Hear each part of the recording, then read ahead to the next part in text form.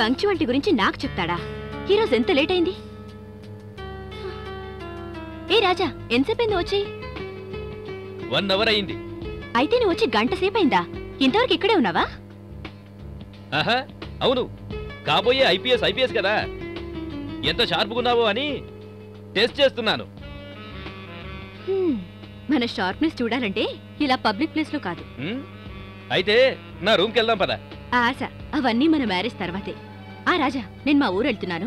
ఇవాళ రేపు హాలిడేని కదా, నువ్వు మా ఊరొస్తావా? నేను కూడా మా ఊరికి వెళ్తున్నా. ఈ హాస్టల్ ఫుడ్ తిని తిని బోరు కొట్టింది, అందుకని మా ఊరికి వెళ్తున్నా. ఓకే పద, నేను డ్రాప్ చేసి నేను కూడా వెళ్తాను. ఓకే. అమ్మాయే సన్నగా అరనవ్వే నవ్వగా చూపులతో గుచ్చి గుచ్చి చంపకే చంపకే మేరే హాయ్ హాయ్ హాయ్. ఎరా విజిలేస్తావా? విజిల్ ఇప్పుడేరా, వెయ్యి.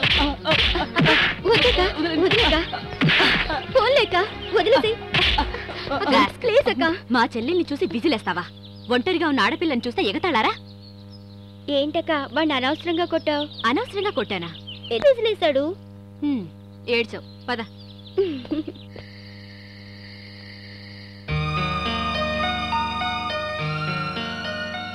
ఏంటో పాపం, కళ్ళు అర్పకుండా చూస్తున్నారు.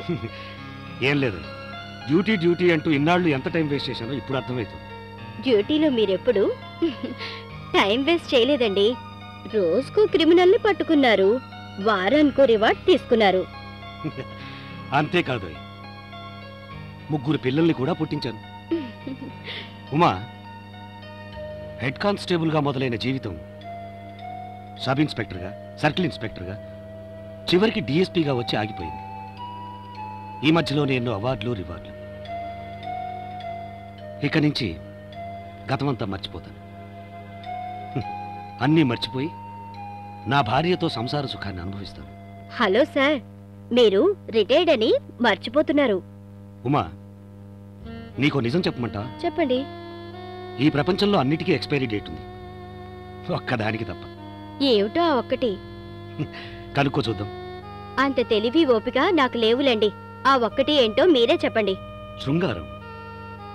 ఏంటా మాటలు సిగ్గు లేకుండా? పిచ్చిదానా, శృంగారం అనే ఆ 3 అక్షరాల్లోనే సృష్టి ఎంత దాగుంది.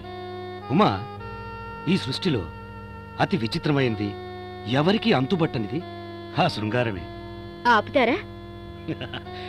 అసలు మొదలంటూ పెడితేనే కదా ఆపటానికి. ఈ ప్రపంచంలో ఎక్స్పైరీ డేట్ అంటూ లేనిది అదొక్కటే. అవును, నిజంగా. మల్లిక